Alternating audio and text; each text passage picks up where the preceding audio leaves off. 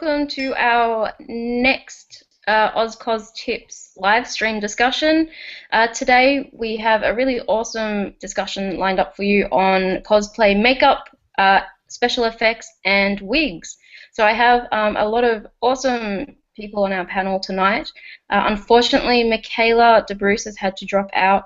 But we're going to try and get her for another session later on, and I will link on our page her website, so you can go and have a look at her blog because she has got quite a lot of write-up and detailed information about how she's actually constructed things like her prosthetics and so forth. So definitely go and check her out.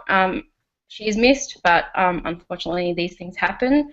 But I will introduce our other panelists tonight. So first up we have Steph from Steph Elkington Cosplay. Say hello, Steph. Hello. Hi, everyone.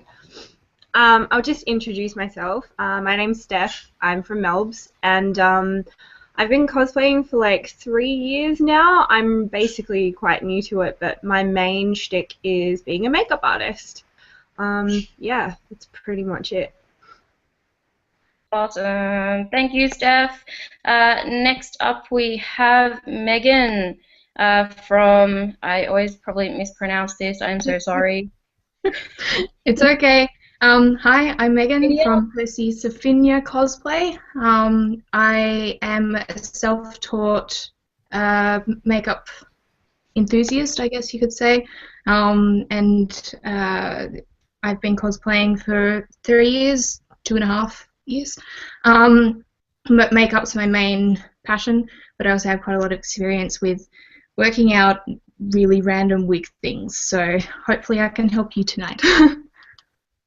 Awesome. Thank you, Megan. Next up we have Jess from JM Cosplay. Hi, my name's Jessica Meads. I've been cosplaying since 2008, and my first convention was Manifest. So I mainly specialize in female to male cosplay makeup, and sometimes male to female. So that includes like eyebrow concealing, eyebrow exaggeration, contouring, facial hair, all that sort of stuff. My knowledge on wigs generally goes kind of from everything, because I've done cosplay for a while now, so if I've had to do it, I've kind of tried to dabble in it. So I've done wig wefting, styling, heat styling, also restyling of wigs that are already bought styled. And I don't know if I mentioned lace front wigs, but yeah, so that's me. Awesome. Thank you, Jess. Next up we have Kira from Missing Makeup. Hi, I'm Kira. I've been a freelance makeup artist for about 3 years now, but I am more specialised in special effects makeup, things to do with prosthetics and moulding, casting prosthetics, things like that. I've been cosplaying as well for about 5 years, so yeah. Awesome. Thank you so much, Kira. And finally, we have Renee from Chibi Ray Cosplay. So say hello to Renee. Hello. Well, yeah, I'm Renee from Chibi Ray Cosplay. I've been cosplaying since 2010. I mostly work with foam, and that's even sort of crossed over to dabbling into wigs and including foam and wireframes. I do specialize in giant fringes. That's about all I have under my belt. I've done wig dyeing and a few of like make your own refs and a lot of styling and cutting wigs. So that's about it. Awesome. Thank you, Renee. So as you can see, we've got quite the lineup in store for you. So at any time during the stream, please feel free to drop your questions in the panel on the Google Plus or on the YouTube stream, and we'll answer those questions as we go. We've got some other things to discuss, so hopefully we might cover them, but if you think of anything at any time, please just drop us a line and we'll answer them as we go. So let me bring up my questions. I think the first important thing we should probably cover, I know this is like the boring stuff, but I think safety and OH&S is a really important topic. So let's just get the bad boy out of the way first. So who wants to cover safety and OH&S, what not to use, and shelf life? I might throw Kira. Did you want to start that one? Sure. A lot of people don't know that on most beauty makeup products there's actually an indicator for shelf life. Products like mascara don't have as much of a shelf life as people think they do, so it's a good thing to check the little indicator. There's a small white box that looks like a jar of product, and it has a number indicator on it that will say like a 6 or 1.5 or things like that, and that's how many years or months that the product will last for. And it's always a really good idea to check those things, because otherwise you can give yourself an infection, or you'll get a product and it will be dried out or unusable and things like that. So it's always good to keep things that are in date and not past their use by, things like that. It's an easy way to check. So. Awesome. Yeah. Are there any other safety or like any regulations that we probably should be mindful as cosplayers with regards to makeup or sharing makeup with our friends and so forth? I'll say something. If we ever do go over glitter, we're talking about cosmetic glitter. Do not use normal glitter around your eyes. You will cut up your eyes so bad. So you want to make sure that you get specialized glitter if you're ever going to be putting glitter in around your eyes or on your face in general, really. Yeah, cosmetic glitter is actually cut a certain way, so it's not sharper. It's not as sharp on the edges and things like that. So if you're not using cosmetic glitter, you're actually a lot more likely to cut your eye, which is obviously going to not be very nice for you. So yeah, it's a good thing to look out for. Awesome. So no glitter unless it's cosmetic glitter, because that's probably not very good for you.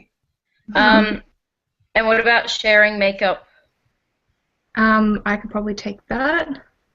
I've done quite a few theatre productions, and it's one of the biggest things we talk about with sharing makeup in there is because a lot of casts are very, like, I want to have it cheap and all that sort of stuff, but there are certain things that you cannot share. Just, you can't share at all. And those are things that touch the eyes, and that's things such as eyeliners and mascaras, and brushes need to be washed between people using them. Especially if they're used on the eyes. That's the biggest concern with hygiene and sharing products. Eyeshadow can be shared if you use a different brush or wash the brushes between them, but it's never really a good idea to share makeup. But of course it can be done if you use it if you use certain products that are less likely to be problematic for health reasons. So that's, but yeah, eyeliner and mascara are the two big ones. Yeah. Sorry, yeah. If you ever do makeup for someone else, so if they if you've paid them to do your makeup, usually they will have small little disposable versions of like mascara wands or like lip things. Yeah, there will be smaller disposable ones, which usually they're only one use. So if you are paying someone to do that for you, please make sure that they are using clean things on your face, because you do not want to be transferring someone's, especially if they have pimples on their face and they're transferring that onto your face, that will make you have breakouts or an allergic reaction, which you don't want that. Awesome. And Steph, are there particular products that are good for cleaning brushes? Oh, absolutely. Something I always use when I'm about to do anything on a client is I always use a product called Beauty So Clean. It's like a little bottle, a little spray bottle. You can buy it from places like Scotty's. I don't think you can get it at Priceline or anything like that, but it's essentially a makeup disinfectant. So you just spray that over everything.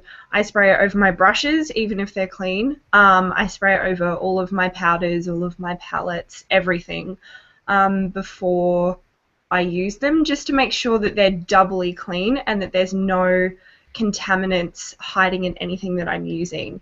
Because, yeah, making sure that you don't contaminate your clients or contaminate yourself or other people that might be using your makeup is like a massive deal. You can get conjunctivitis, you can get golden staph infections, you can get all kinds of nasty gunk getting on your face that just ruins your life, basically.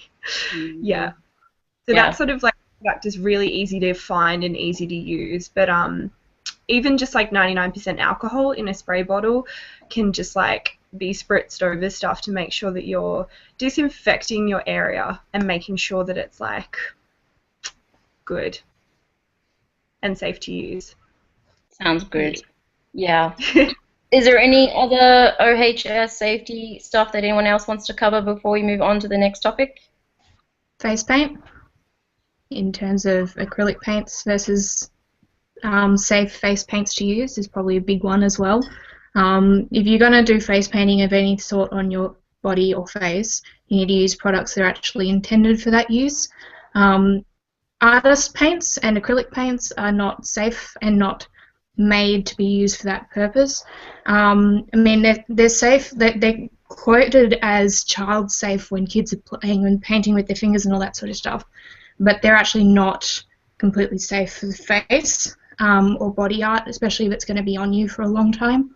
So you need to go and find face paint that's actually been formulated for body and face use, so that you don't have issues with your skin. Even if you don't have anything happen at the time, it can build up as a problem over time. I know a couple of people who've had that problem where they've got bad skin as a result of using acrylic paints. So awesome, and we'll touch on a little bit later as to like different products that are suitable for different skin types and so forth. We have, like I said, we have quite a few different questions. One question that we got asked was, this is going off topic a little bit, but makeup for photo shoots versus conventions. Who wants to answer this one? Megan? Okay, sure. Cameras and flashes do affect how your face comes up in photos, especially flash is a big one. If you're doing a big photo shoot which has a lot of flash, you need to over-enunciate your makeup, so it needs to be heavier foundation and more extreme colours. The big one is blush needs to be a lot heavier because the flashes will wash you out. And you don't really want to look like a ghost unless the character is actually a ghost, which is, you know, also possible. If you have dark lines, you need to make sure that they're really dark and all that sort of stuff so that they really come through. If you're going to a convention, you can do your makeup in one of two ways. If photos at the convention is a big deal for you and you want to make sure you look your best in the photos that you're having taken, I would highly suggest that you try to find a middle ground with that and do sort of middle heavy makeup so the photos will look better. But if you don't care about photos whatsoever, then you can do whatever really you want to do with makeup. But one of the big things that people complain about is their face, the skin tone being in odd colours, and oftentimes that comes with not having enough makeup on or the right type of makeup on for photos. So and also longevity is the other big thing I always like to bring up, is you want to make sure that your makeup lasts the entire day, and the products that you use need to be able to cope with a full day's wear if you're at a con, and if they don't, you will possibly end up with having issues with your makeup that you weren't aware of or you can't fix. So it's a good idea to really think about longevity in terms of preparing your makeup for a con, which is not as necessary for a photo shoot when they're shorter time periods. And I'm done. Awesome. And I think, Jess, you had something to add as well? Okay, so usually you'll see a lot of stuff on the market now that it's marketed as HD powder.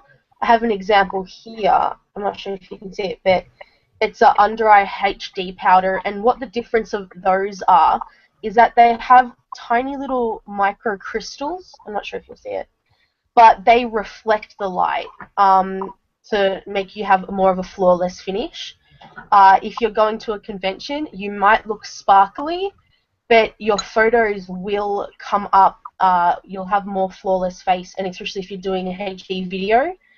Also, about the longevity of your makeup if you're at a convention, make sure you invest in a really good primer. I'm not thinking of this one, but if you get a primer, and also if you go to a specialist that sells proper foundation, if you want to ask them if you get long-lasting ones or sweat-proof ones, they tend to be a little bit more waxy and harder to blend, but they will last you a really, really long time, especially if you're walking around and sweating.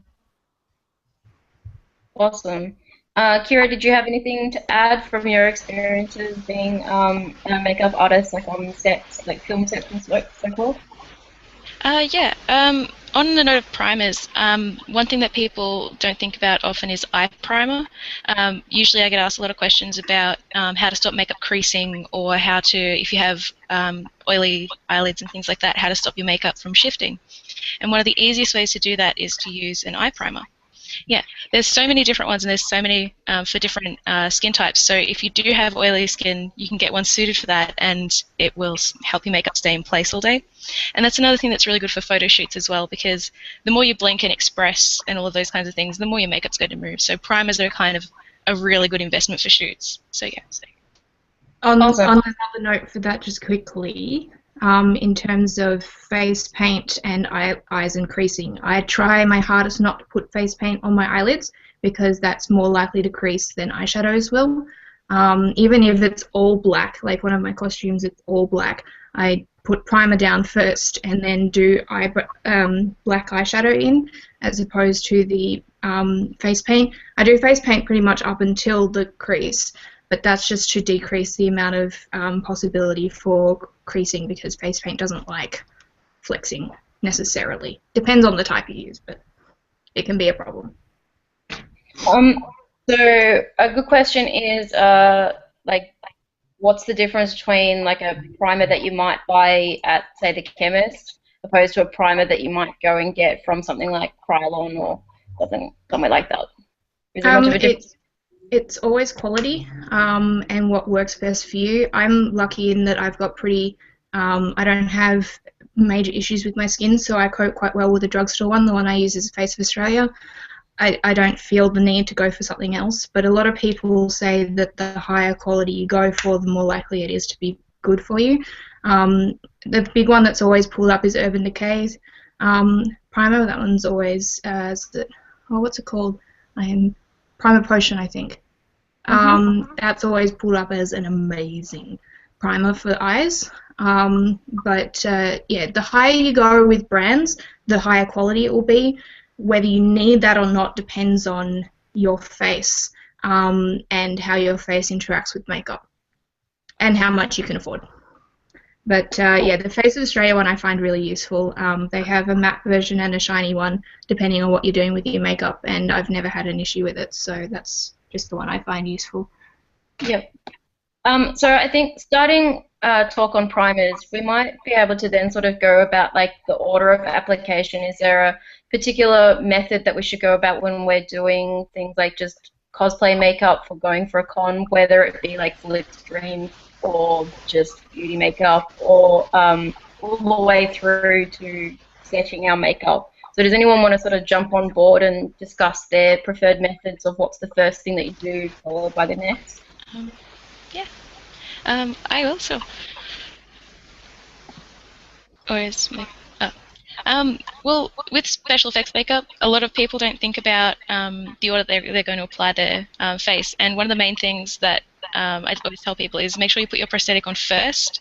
If you put beauty makeup on under your prosthetic and then you have like a scar or a cut you want to put on afterwards, it's not going to stick onto your face. And especially, you might get it to stick when you first do it in the morning, but the longer the day goes on, that product is going to stop it from sticking to your face. So it's always a good thing to put that on first, and then you can blend it to your skin easier, and it will look a lot nicer and a lot more polished as well. So yeah. Always a good tip that I found from my experience, because I do a lot of crossplay and I wear a prosthetic beard. And when I first started, I put the beard on after I'd already put like all the base makeup on, and it just didn't last at all. Whereas now, basically that's the first thing I put on, and then I blend everything from then as well. Is there a good, like, should we wash our face with anything in particular before we apply it? Or I just basically shower and then put some moisturizer on and then my primer. Is that good? Yeah, that's a good thing to remember is, especially if you're putting on body paint and things like that too, always moisturize your skin. It's a good tip for before a con for even beauty makeup. If you're going to have products sitting on your face all day, it will dry out your skin unless you have something like moisturizing foundation and all of those things. But it's always a good idea to put moisturizer on before you put your product on and let it sit for a little while, because then you're not risking drying out your skin that extra bit, especially with paints and things like that. Yep, awesome. And then what's the next? So then we go, obviously we've put our primers on after we've sort of let our moisturizer sit, and then we put our prosthetics on, and then we put on whatever else. Is that right? Pretty much. I mean, the order that you put your makeup on does depend on preference too. Like some people prefer to do their eyes and things before they put foundation on so that they can clean off fallout with the eyeshadows. I prefer to do it the other way around. I don't know whether the makeup artists of us will agree with that or otherwise, but I feel like that's a personal preference in terms of that. But the other thing is how you set your makeup before you, you know, when you're finished depends on what you're doing as well. So if you're doing more beauty stuff, I generally try and set stuff with powder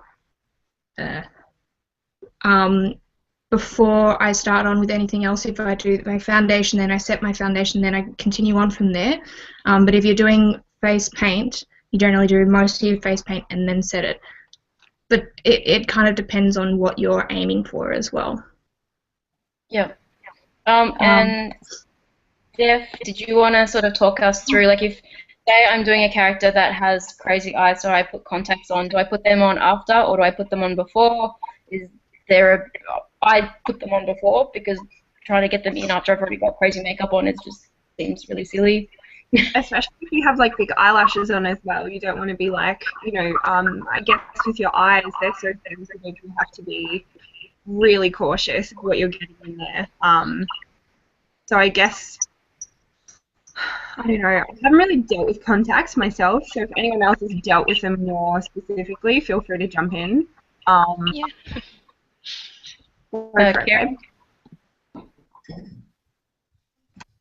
Kira, you got to unmute. Whoops, sorry. With contacts, you should always put them in before you do your makeup if possible. Obviously, sometimes that isn't an option if you've got like mesh lenses or anything because you can't see out of them to do your makeup. But the thing about it is too, if you have makeup on your hands and then you go to put in your contact, it'll be on your lens when you close your eye again. And you don't obviously want to get makeup on your contact or in your eye. And another thing is it can actually, lots of people when they put their contacts in, their eyes water a lot or things like that, and that can obviously mess up your makeup as well. So it's a good idea to put it on beforehand and in every case where you can. Good tip. Yep. And we also have a question asking about concealer. Does concealer go before your foundation or after your foundation, or does it not matter, or is it personal preference? I'm useless with preference. Yeah, it also depends what you're actually doing, and also how much you need to conceal. Often I do it after foundation, and I've spoken to makeup artists who often say that's the better way to do it because a lot of the time you can cover quite a lot with the foundation itself. You don't really want it too heavy in certain areas and not that heavy in others. So I often do foundation first and then touch-ups where I need it.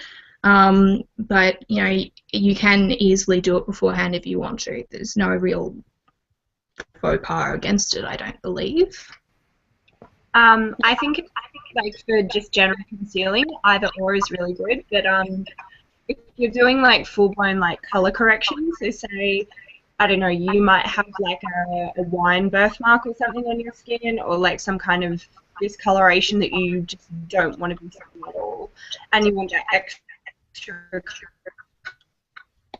coverage other than just like foundation on your face. You can go in with your colour correction first, then put your foundation on, then put just a lighter concealer, like maybe under the eyes or like an area where you might have some blemishes or whatever you want to cover. But yeah, I'd say the only thing that definitely needs to go first is if you're doing that sort of colour corrective stuff. So using like colour theory to sort of like go against, yeah. Speaking of colour correction, there was one time I had a black eye right before a convention. Fine.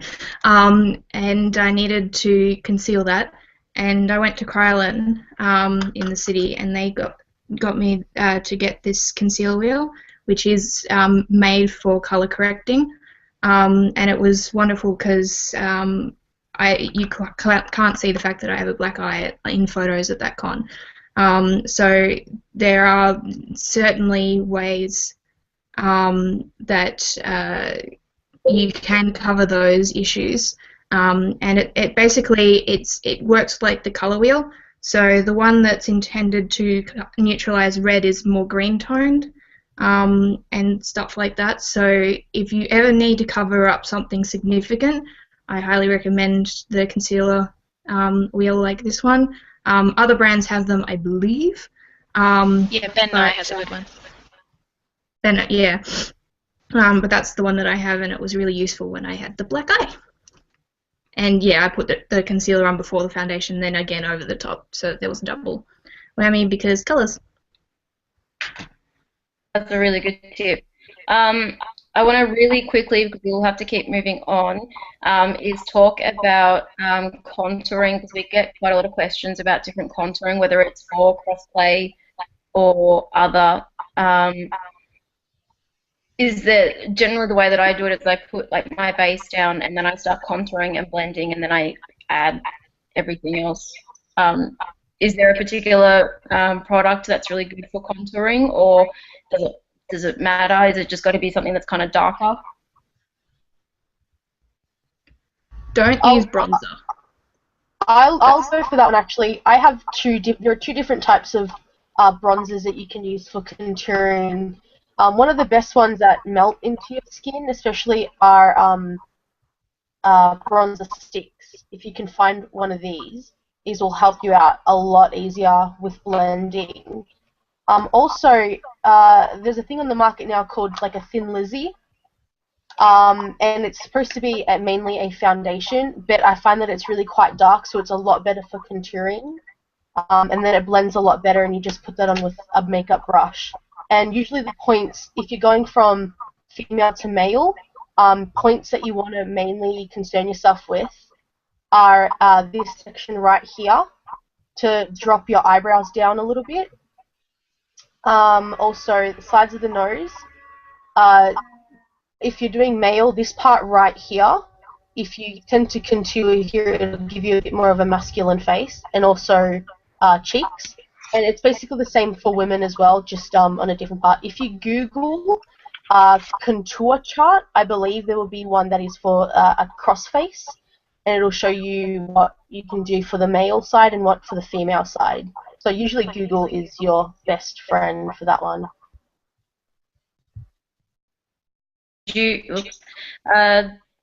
Megan, you've got a different opinion for contouring? Oh, just that I find that using some bronzers doesn't work. You need to make sure that you get one that's the right sort of colour, because a lot of bronzers are more intended to make you look like that sun-kissed look, and they're often too orange to give you the correct shadow look. A lot of the times I actually use brown eyeshadow instead, really lightly, and blend it like crazy so that I don't make myself look like an orange. But I've also got quite pale skin, so I find it very difficult to find a contour colour product that doesn't match me. And I've even gone to MAC and had the lady there tell me that it's really hard to find them for my colour. So sometimes it's a bit tricky to find the right product, depending on what your skin is like as well. You might suggest Kira, and then I'll jump over to you, Steph. Really good thing for matching, for finding a good color for your foundation, for your contouring, is to use a color that's a few shades darker than your foundation.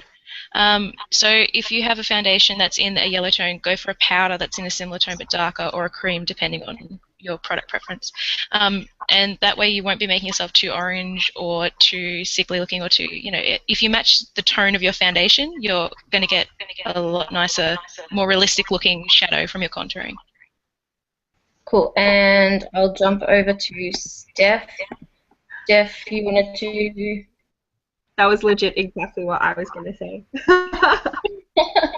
Oh, well, it's good Teamwork. Yeah, teamwork. Awesome. I'm going to, because I want to get started on wig talk soon, so I'm going to start wrapping up sort of some of the makeup questions, but hopefully the viewers at home will find this really helpful. I know that there's a lot of different opinions, there's a lot of different products out there for different paints and so forth. Is there particular brands that are recommended by you guys for doing body paints, face paints, anything like that? I know that there's so many different products, but we tend to get a lot of questions up on the forums about different recommended brands. Some people are going to have a love-hate relationship with them, so throw us your opinion. I'm happy to take this one if people are out with that. I've tried a lot of face paints that you can buy in Melbourne. I've not tried buying any online, so this is only ones that you can find in Melbourne. And there are lots of different types and brands, so it's not just the brands that you have to worry yourself with. So there's the cake type, which is, actually, hang on, which is like this, where it comes in sort of a solid face paint. And if it's aqua-based or water-based, you need to add water to make it into a paste to create face paint. Then you have cream ones, which are already in a liquid. So they're the two main types of readily available face paint.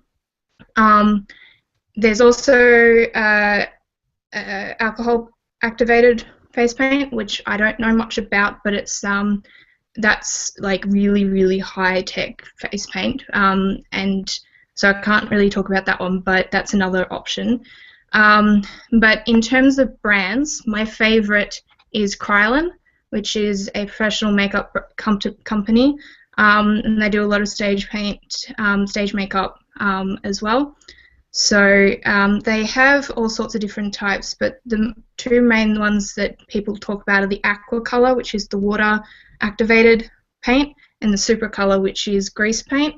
The grease paint one you don't add anything to create the paint, and it has a higher longevity and doesn't interact with sweat nearly as badly as the aqua color does, but you have to set it really, really, really, really well, otherwise it will smudge. The aqua color dries faster, is a lighter feel on the skin, doesn't blend as nicely, and it's a lot easier to remove because it's water-based. But that's just one brand. The other brand a lot of people use is Snazaroo, which is usually speaking a cake type. Snazaroo is not bad. However, I only use Snazaroo if I'm only doing my face, as I found that it doesn't cope well with creasing. I've done a cosplay where I had it all down my neck, down to here, and by the end of the day it just was all gone, but my face was completely fine, whereas the Krylon watercolor lasts a lot better for that. This one I bought at a magic costume store, which is a cream-based one. This particular brand isn't brilliant. It's global, and it creases a lot, but creams are really, really good for mixing colors, because you can just squeeze out some parts and then mix them to create the color you need.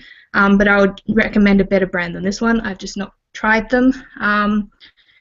Then this one is the one I suggest you steer clear from as much as you can, is Derivian face paint, and it's very plasticky. This one you have to put moisturizer down, Others you should, but this one you have to. But this one also stretches on your skin and cracks really, really easily. I did a full face of this one for a photo shoot in 1 hour, and it was already cracking off.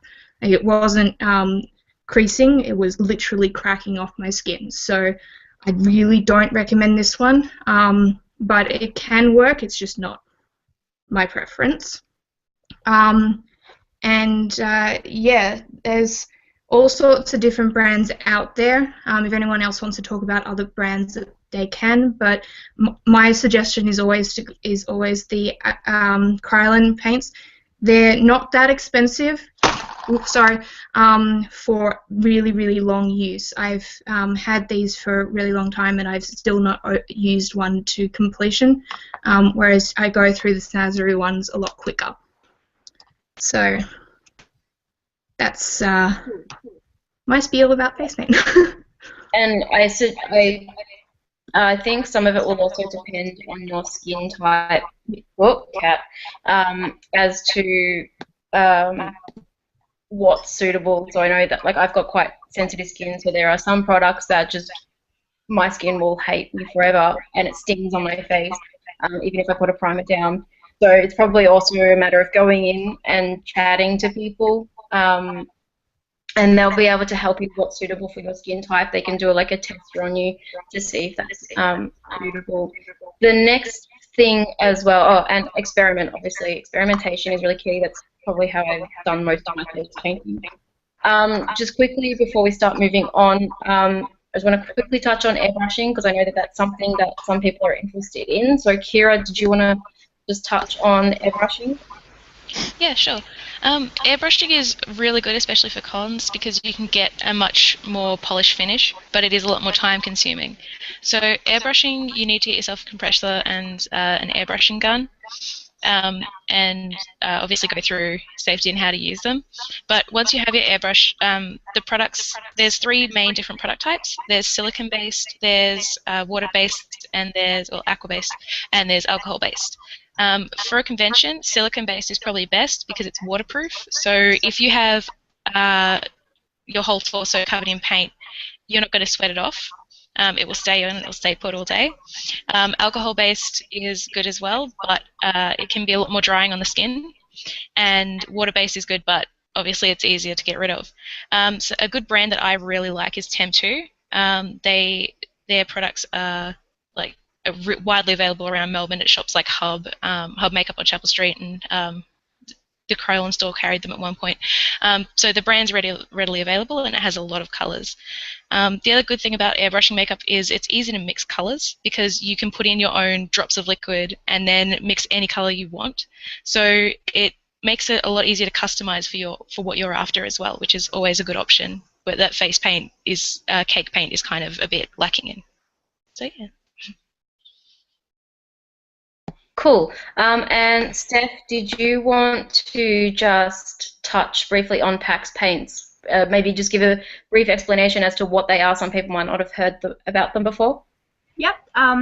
PAX paint is an extremely durable paint that is a mixture of Prozaid, which is a prosthetic glue, and acrylic or grease-based paint. So basically it's bonded together, which means that once you've painted it on, it's stuck to your skin. And I've seen a lot of people that can like literally peel PAX paint off their skin after a day. It's kind of like latex-based paint, but instead of being like a latex, it's actually a glue. So if you want to go extreme, if you're going to be at a convention for hours and hours and hours, and you're not painting a massive amount, because obviously it's quite suffocating if you painted your whole body, or if you want to paint a prosthetic piece that you want to wear,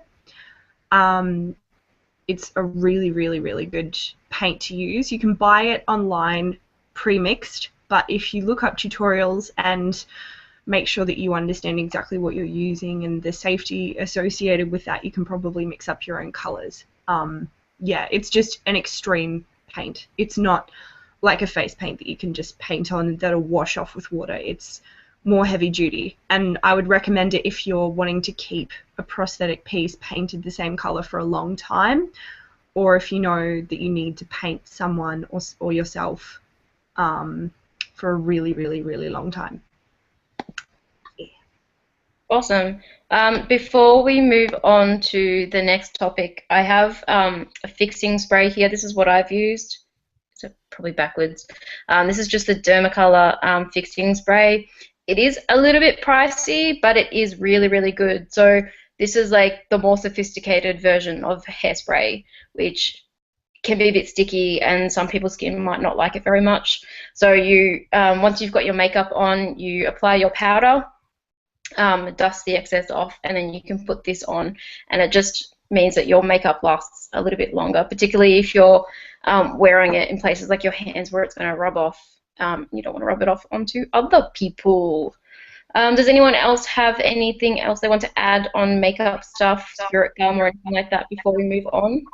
Just quickly with fixing sprays, I've got another type that I also quite like, which is from Krylon, and again, it's quite expensive, but you get quite a lot, and it really works well. However, some people can't cope with aerosols on their face, and there are other options. There's more of a spritzer, which is less of an aerosol, but still is good. And there's also this type, which is a Ben Nye product. It's not brilliant, but it makes water-activated face paints waterproof. So you put it in, when you're using your cake, you use this instead of water, and that makes it makes it more water resistant when you're using face paint, because again, some people can't use aerosols for asthmatic reasons in particular. You could also just be allergic to the product or whatever. I found this one a lot more lighter, but it doesn't hold as well as the fixing spray in my experience. But then again, that was for dancers, so sweating. But yeah, so that's another option. Awesome. Was there anything else anyone wanted to discuss before we move on to wigs? Throw it out there. Awesome. So let's move on to the wigs before we run out of time. And you can always ask questions if there's things that we haven't covered on makeup-based stuff and prosthetics and all that sort of stuff. Please do feel free to jump on Oz Cos Tips on Facebook and throw out any questions, and the panelists will be happy to answer them as well to the most of their ability. So moving on, let's talk about wigs. So we get quite a lot of questions about lace front wigs, dyeing wigs, and cutting, modifying, and styling wigs.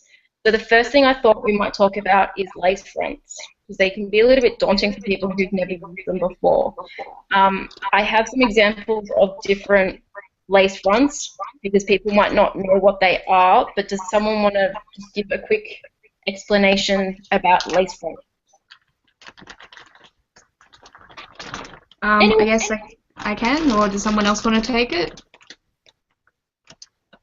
Go for it, Megan. Okay.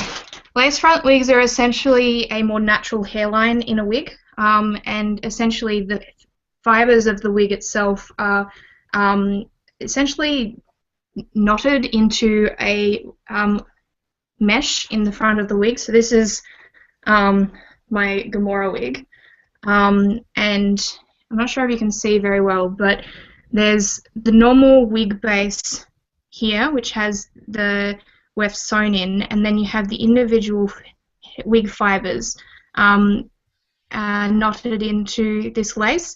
And what happens is that when that goes against your skin, it looks a lot more natural, like your hair is the hair is coming out of your skin, as opposed to non-lace front wigs, which don't have that natural appearance. If you want a wig that pulls back, it's the best option, because it will look a lot more natural. So that's basically what lace front wigs are. It's what you often find on film sets and so forth. They'll make lace fronts. So this is an example as well. There's different types of meshes that you can get depending on where you order from. So this is from Wigs Fashion. So this is an untrimmed lace front, so you can see here. It's quite a soft mesh. This one is from Arta, and it's quite stiff I really like it. Untrimmed. You do need to trim that. If you put that straight on your head, you're going to look a little bit silly because it's going to cover your forehead because they come quite low. So you do need to trim them quite close to the hairline. And here's one I prepared earlier. And you can see it's quite close to the hairline. Did anyone want to sort of explain about how you actually attach them?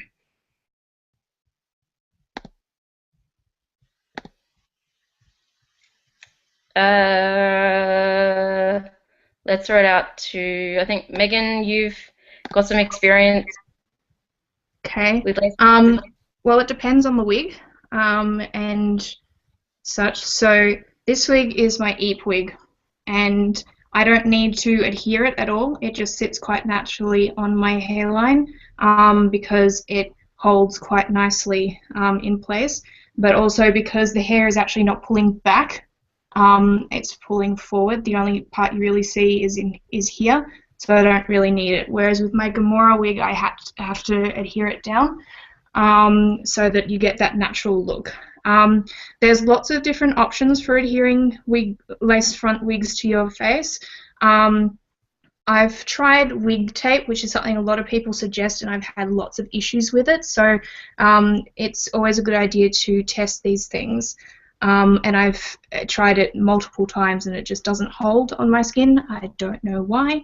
But I used eyelash glue because I didn't have anything else when I was wearing my Gamora, and that held quite nicely. But it isn't the most, it's not the strongest glue you can use. One that a lot of people talk about is spirit gum, but I haven't actually had experience using that one myself. That one's a big one that a lot of people use. The only problem with spirit gum is that you do need to have the product to remove it properly, otherwise you can damage your skin because it's quite strong. But I might let someone else talk about that one. Go for it, Steph. Take it away. Yeah, so the big thing with lace front wigs and lace beards is that no matter how hard you try, sometimes the lace will be slightly visible. So a good way of doing that is actually by just applying a very minimal amount of Prozaid or spirit gum, as Megan just mentioned. The thing a lot of people find is that they might have allergies to spirit gum, so Prozaid is a pretty good alternative to that, and it also is a bit clearer when you apply it, whereas spirit gum, because it's actually like a tree sap, it sort of has a sort of yellowy, ochre sort of tinge to it, so that can actually show up in the lace if you apply a bit too much. Yes, that is what it looks like. So it has that sort of colour. That's just the colour of the spirit gum. Yeah, and that can sometimes show through. I find that a lot of the time when I do see people who've applied spirit gum, you can see it crusting around their temples or around where they've put on the beard or the moustache or whatever. A good way of avoiding that is actually getting like a Chuck's cloth, so like that sort of squiggly blue and white cloth, and actually dabbing the excess off as you apply it, and that means that the spirit gum travels through the lace and comes out, so there's no excess whatsoever. It just means that it's a very sheer finish. A lot of people actually use like a concealer or something like that, which is, you know, quite obvious because it's actually showing up on the texture of the lace. I've seen a lot of people just get stuff like flocking, which is like tiny, tiny fibers of the same coloured hair, and actually use that to be glued around the edges, which means that that sort of blends it in, so you can't actually see the lace at all. I know there's also a couple of other things that people use which I haven't actually tried, but I just know that like flocking and what's the other thing? You can actually also like hand lay crepe hair, if it's a beard though, generally.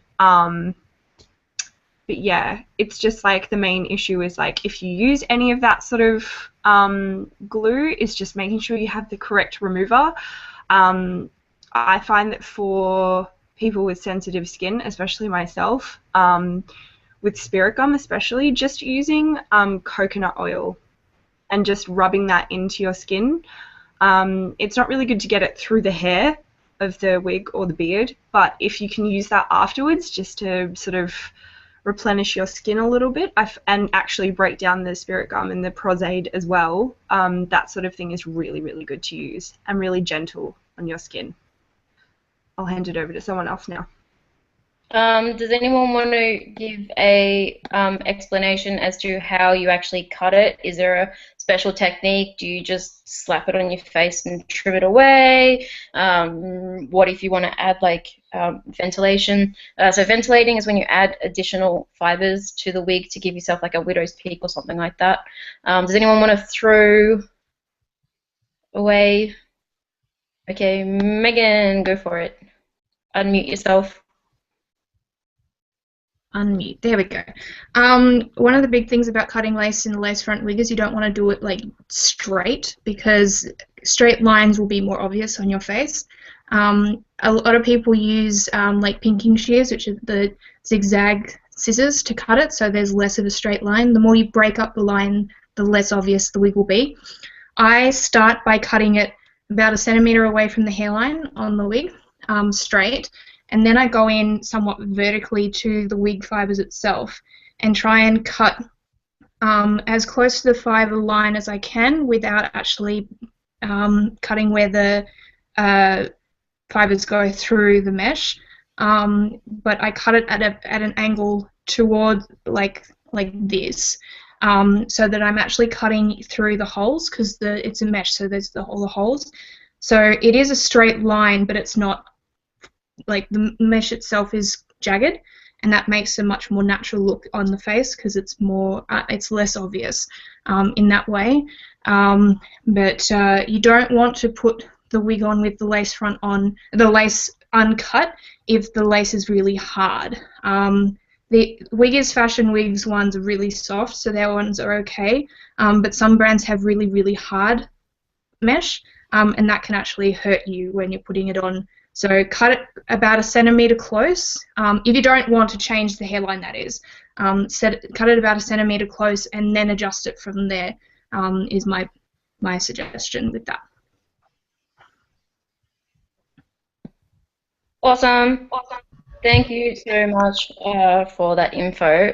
Let's move on to different ways that you can style and cut your wigs. I'm going to throw over to Renee. Renee did a pretty extreme link wig and has some really fun fringe bits going on. So did you want to just talk us through how you went about styling that?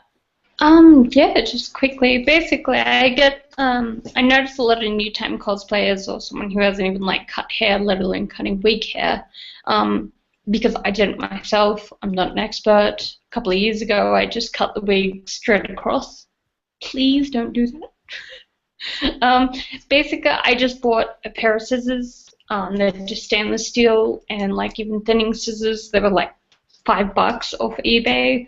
And when you trim a wig, or even like if you're wanting to style it or neaten up the strands, please cut vertically. But there's a lot of different ways. I know because we're in Australia, we don't have the particular brand got to be. I think, is that a glue or a hairspray or a gel product? I've heard amazing things about it, but I haven't got my hands on it. So I just literally have trusty hairspray. There's a great hairspray that I swear by. Also, don't actually use gels. I've used gels, but I just use hairspray all the time. I use Protein, which is just an LD for like $3, and I absolutely swear by it, because when you spray it in the wig hair, you can still brush it out. It doesn't get really hard and it stays really soft, but that just comes to a matter of preference. A lot of my wigs, instead of buying separate wefts or anything like that online, I tend to buy long wigs and cut them and make them myself.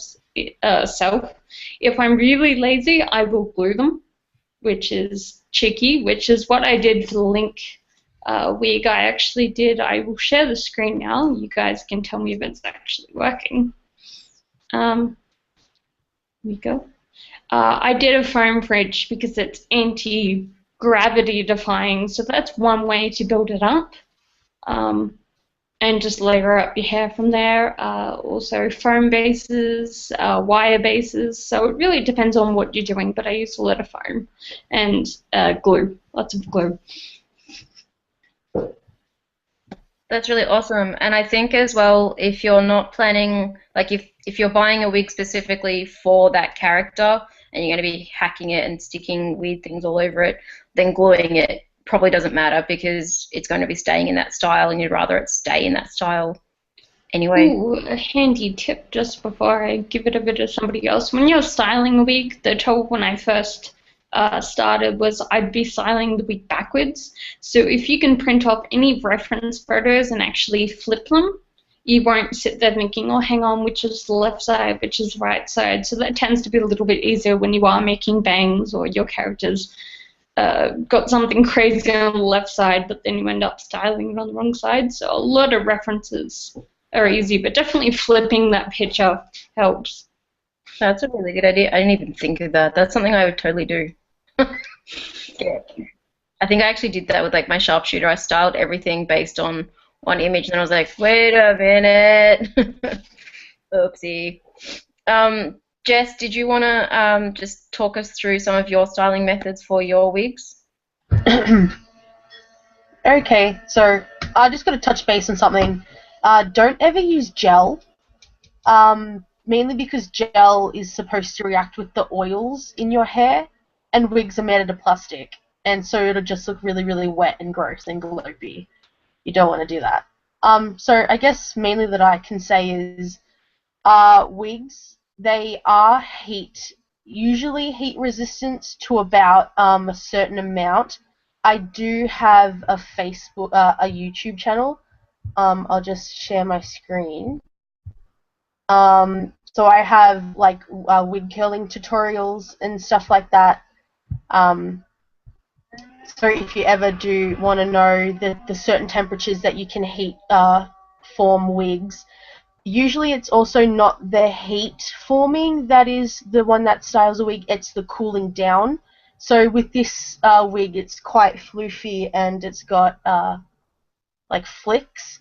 These were actually curled with just a normal straightening wand. But what I do is I turn it up to like the lowest setting it can go, and then I turn it off and let it cool for a bit, and then I curl it, and then I use, this is the hairspray that I use, it's the Schwarzkopf Super Styling Lacquer, and I swear by this stuff. Like, I've even gotten this like little floofy thing that is just, it's like never gonna budge. Also, when you're styling bangs and stuff, especially if you're trying to get like a round sort of a flick, use those round curling brushes, like the ones that you use for normal hair, and a hair dryer. Oh, has she frozen? I think she's frozen. Oh, no. Oh. Me. Come back. All right. We've lost Jess a little bit. Megan, did you want to go through your wig styling? Okay. I have a lot of wigs, and the way I attack the styling of them is really variable, and a lot of it's very trial and error. But one of the things I will say about wefts, as I mentioned before, is I found one of the cheapest ways to do it is to not buy wefts themselves, but to buy another wig in the same color if you're wanting to put more than one wig together. And if you don't know what a weft is, this is what they look like. They're sewn together hairs, and you essentially cut them out of wigs using like scissors and seam rippers and things like that to get them, and that's a really useful way, especially if you're trying to combine more than one wig together to get the same color. For instance, this wig for my rough nut is 3 wigs worth of hair. And in order to make sure that they were all the same colour, I bought 3 of the exact same wig. So that's my big thing for wefts. Other than that, a lot of it is hairspray and hairdryer. If you spray the wig with hairspray, the spray takes a while to dry. If you put your hairdryer onto a low heat and blast it after you've done the hairspray, it will hold it a lot quicker. If you don't, then it could droop as it dries, and it may not necessarily hold as tight. So that's a big one. But in terms of the heat resistance, as Jess was mentioning before, check that before you do any styling. Check it. Even if your website or whatever you bought it from tells you that the wig is heat resistant, test it, because you never know if it actually is. There are some wigs that can take full heat hair straightener or curling iron with no issue. Others will frizzle in your hands if you don't test it. So always find a place in the wig that you don't necessarily need and are happy to cut off if you need to, and test it with the product or the method that you're planning on using to make sure that you don't destroy your entire wig when you're in the process of curling it or straightening it or whatever. So that's my number one thing about heat resistance. But you know, there are wigs that can coat really well with those heat products.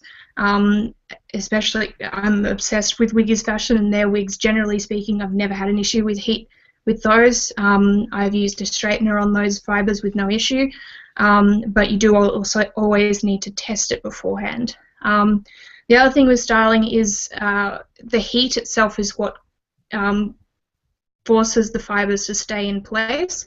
For instance, this Eep wig that I had before, this started straight.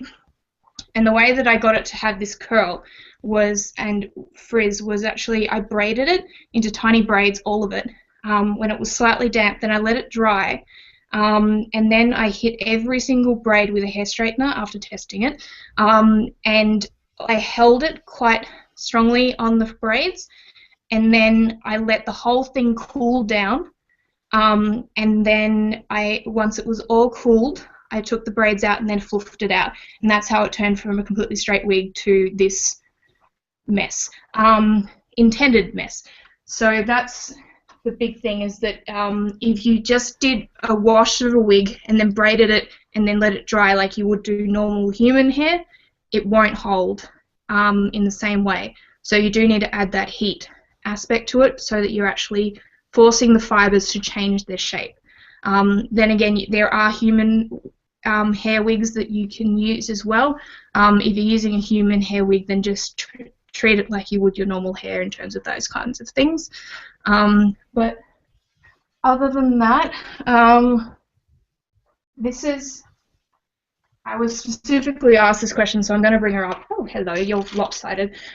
This is my aerial wig, and a lot of people ask me how I did the fluff, and the one thing I will say is it took me about 6 tries to get it right. So sometimes you just have to style and then restyle and style again. But there's a lot of teasing that happens to get volume. There's teasing all in the crown and the fringe itself, but I left out some hair on the side that I didn't tease, that I pulled across the front and then hairsprayed it and blitzed it with a hair dryer so that it holds in place, in order to make sure that the shape of the fringe looks nice, even if the inside is not natural, I guess. There's a lot of cheating that goes with styling wigs, and what you can hide behind, and what you can't have to show. So teasing is always something that you try to cover as much as you can, but if you can, then it works quite well. A lot of people love this wig, so I have to restyle it soon. But apart from that, that's pretty much all I can think of to say. It's a lot of trial and error and looking at what isn't appropriate for the wig that you're using. Oh, the other thing I will say, talking about human hair versus fibers, is that a lot of people say to use conditioner to soften wigs. Conditioner will work as a lubricant to help untangle a wig, but it won't be as effective of actually affecting the fibres themselves. The best one that I've found is to use fabric softener, because fabric softener is more applicable to a plastic, because it can be used for synthetic fabrics which are plastic based as well. So if you're wanting to soak your entire wig in something to make it softer and nicer to use and to wear, fabric softener is what I always go for. And I'm done. Renee, you had some other suggestions as well. There we go. Just a simple thing for starters for like cosplayers again. If you're cutting your wig by yourself, sometimes it's hard to, like, when you put it back on the wig stand or foam wig head, whatever you want to call it, you lose the placement of where your ears are. And I know particularly cartoon characters always have little like side bangs, or they might have it over their ears. So using bobby pins while you're wearing it to mark the front and the placement of your ears, so when you take it off you actually know where to trim. Also, having handy a measuring tape or even a ruler if you don't have a measuring tape is great to be able to, like, because a foam wig head where I actually got one, I'll bring out the link where we got it. It's a very different shape to my actual head. So you really need to know where your ears sit and also like how much you'll cut in, because it could be on the wig head and look like, oh, that's too long, I'll cut a little bit more, and then you try it on and you're like, oh, what have I done?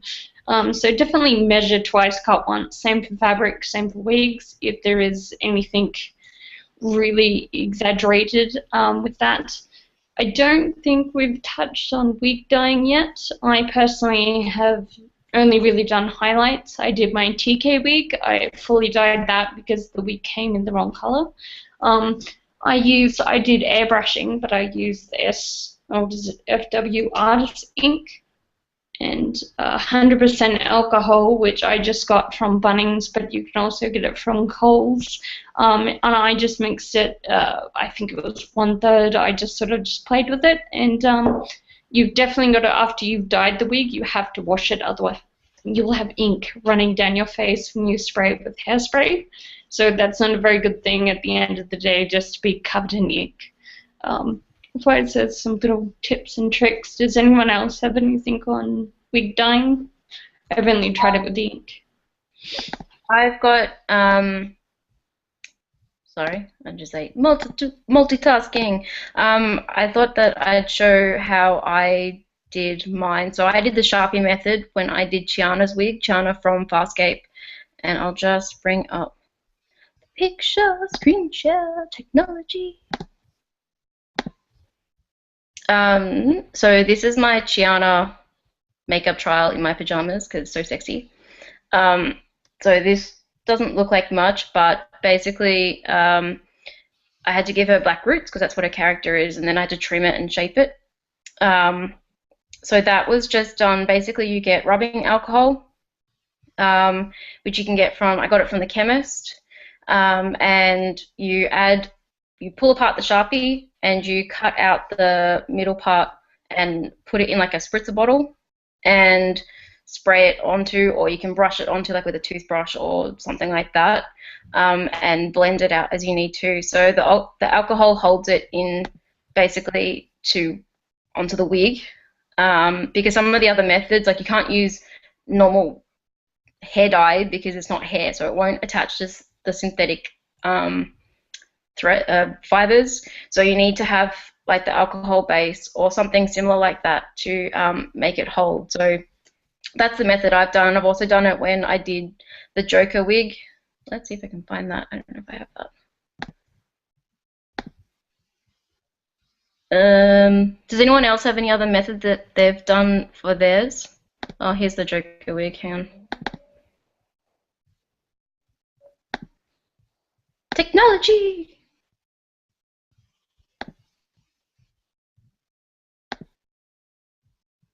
Come on, computer.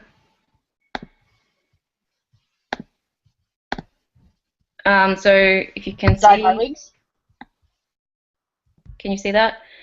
So that was, I actually had to do quite a lot of styling to get that to the right shape and color. So that's another Sharpie style. So it's basically the same sort of method. And I thought this one was also kind of appropriate to show that you don't necessarily need to use prosthetics to represent sort of scar type things, because you can paint them on. So it's basically like if you were painting a picture, you do sort of similar shading techniques. So yeah, Sharpie method's really good. Did you even see that? I don't know if I was even showing it, but yeah, so Sharpie method I like. I don't know if anyone else has done different methods that they might want to be able to share. I've done another method. Okay.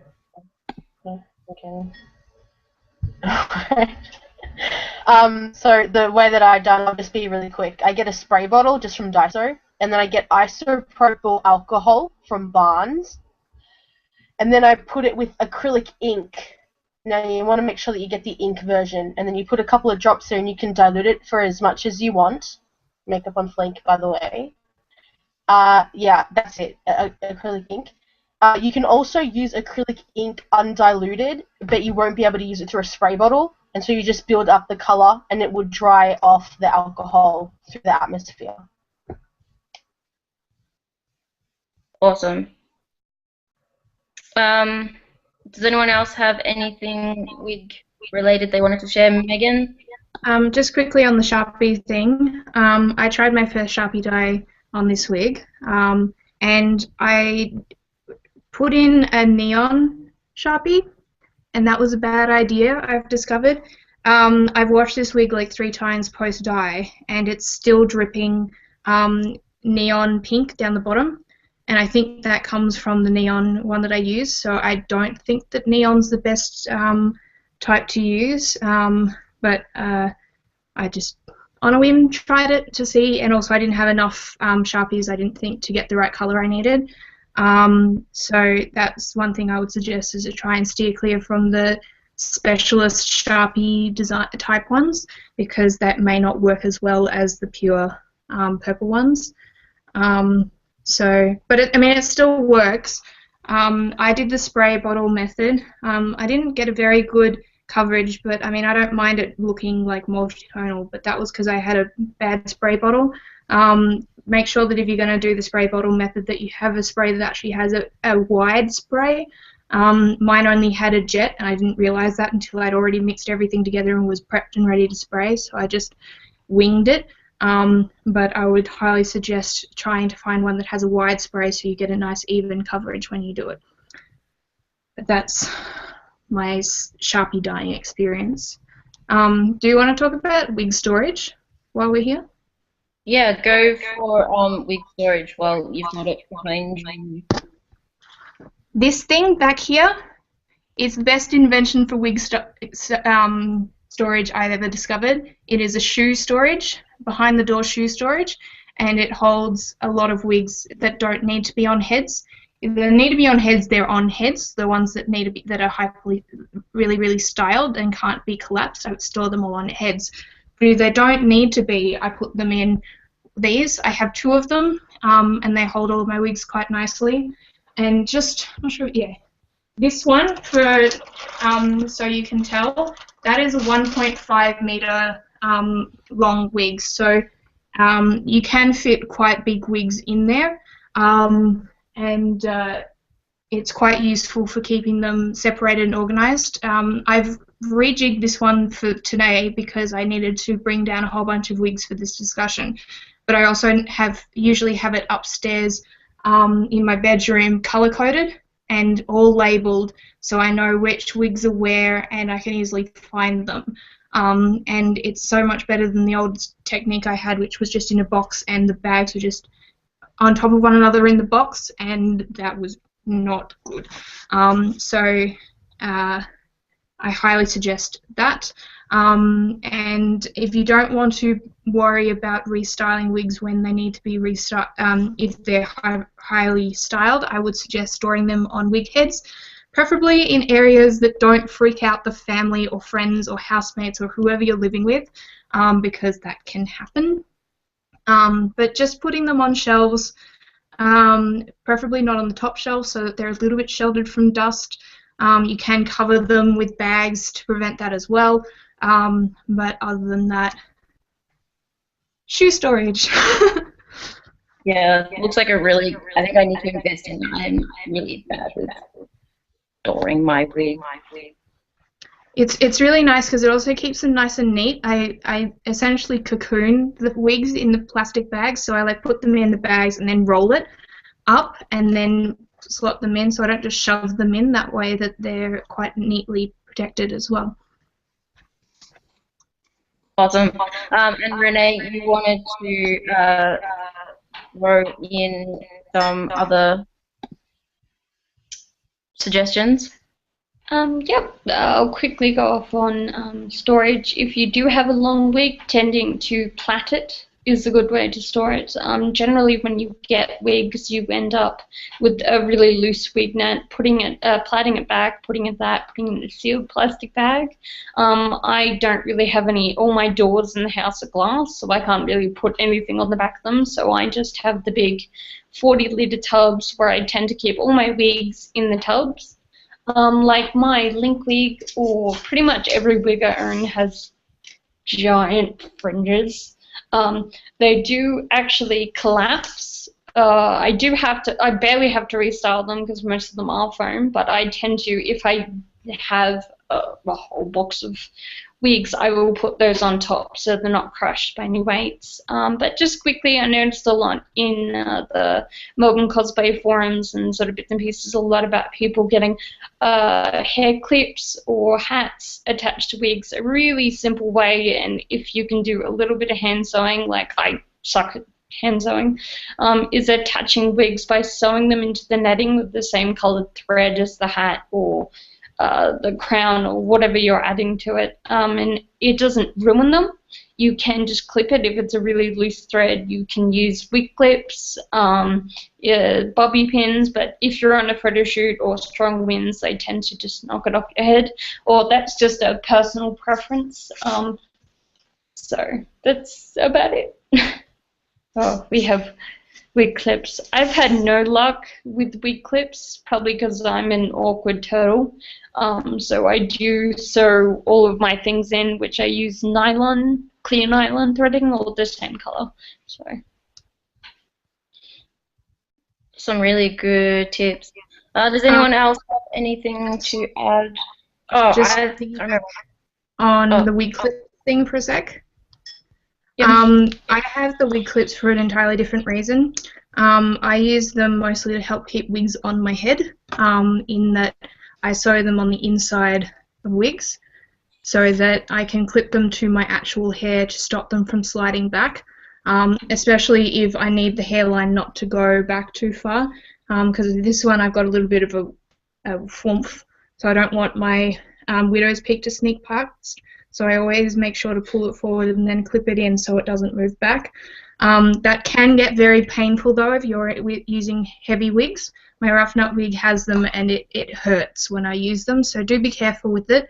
But this wig's also not quite big enough for my head at the back, so I have them in the back as well to hold the wig down so it fully covers all of my hair and holds it into place. So, because wigs can stretch, they've got a bit of stretch in them, so that's not painful as much. But that's why I have wig clips. Megan, do you want to just show the little clips on the inside, because people might not be aware how you actually attach them so that you can wear them to fit properly? I'll go this side. So I've sewn them in. So I just use the threads that are the same colour as the base of my the lace of the wig. And you sew them with the open ends back, so that you can slide it in and then pull it back to clip it. And the way that they work is that you have to make sure you can't use them on hard objects because you need the flex. So like for instance, if you're making horse ears and they're made out of clay, you can't use these because you can't flex them. And you just slide them in or just press them into your hair. They're what are used for extensions. like clip-in extensions, and you just press it towards the hair and flex the two sides so that it holds really tightly. And so I usually do one on either side of the temples kind of area of this lace so that they're nice and easy to reach and to evenly position. And at the back too as well on this wig so that it's even, but you don't necessarily need that many. I just needed to have that many on this wig so that it stayed in place. But that's something that I find very useful to use. Awesome, thanks Megan. And I'll just quickly just show you guys as well, because sometimes people don't realize, it's a little bit hard to see how to put it into the light. There's these clips that come on all of your wigs, and there's these little things that you attach those hooks to. So just make sure that when they're adjustable, it means that it fits better to your head because it'll pull it around on the side here, like these little elastic tabs. So just make sure that you actually attach them. Sometimes they come loose during the day, but there's like a little hook, and that hook just hooks into there. So just make sure that that's where they're going, because I've heard some really weird stories of people putting them in really weird spots. But that just means that it adjusts it. So if you've got a little head like mine, it's less likely to fall off, and particularly if you've got short hair. When I shaved my hair last year for the world's greatest shave, and I was doing Aang on one day and Winter Soldier on the other, you've got nothing for these clips to like hold into because you've got no hair, so it's a little bit difficult. So I guess for people like that, it probably would have been good to have wig tape so they didn't lose my wig. But that's also probably a handy thing. So I've seen a couple of people mention that. We're going to wrap it up now, guys. Thank you so much for joining us again for our second Oz Cos Tips live stream discussion. So I hope you guys have learned heaps, and I just want to thank all of our panelists again. You guys have been amazing.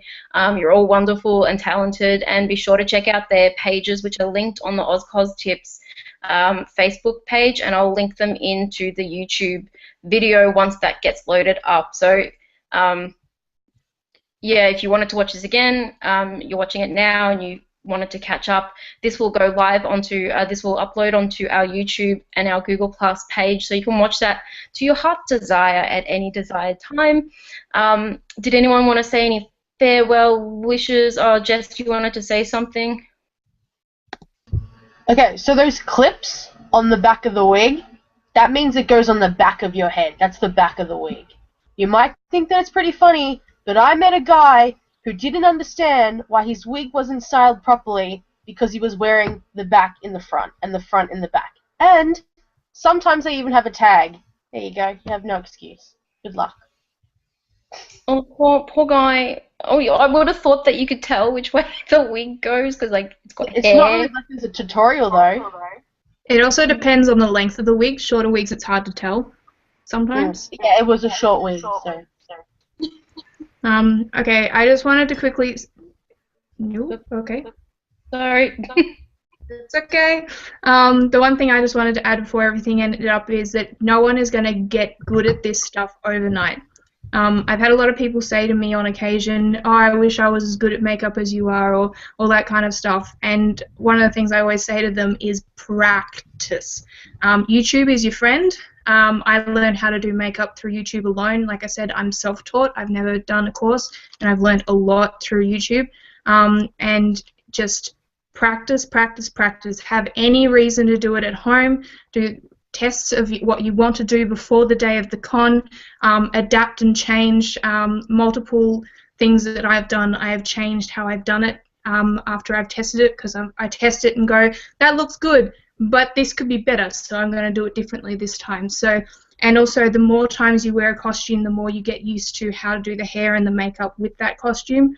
I now have set things that I do with certain characters that I wear frequently, and certain ways that I do the makeup that matches those characters specifically. That didn't come to me straight away. That came from experience and from exposure of doing the same costume over and over, especially Ariel, because I do her a lot for charity events. I wear her so much that I've gotten her makeup down to an art. So practice, practice, practice, and you can get there if you try. And I'm done.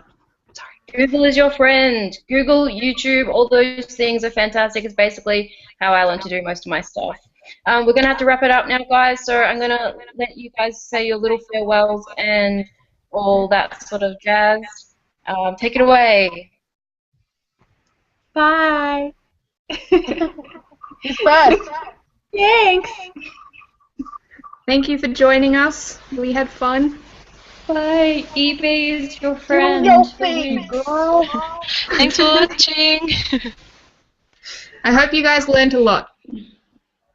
And don't forget that if you have any questions about anything that we've discussed here or topics that we've discussed, please do feel free to post up on our Oz Cos Tips Facebook page or on our YouTube channel. We'll be able to answer any of the questions that you have.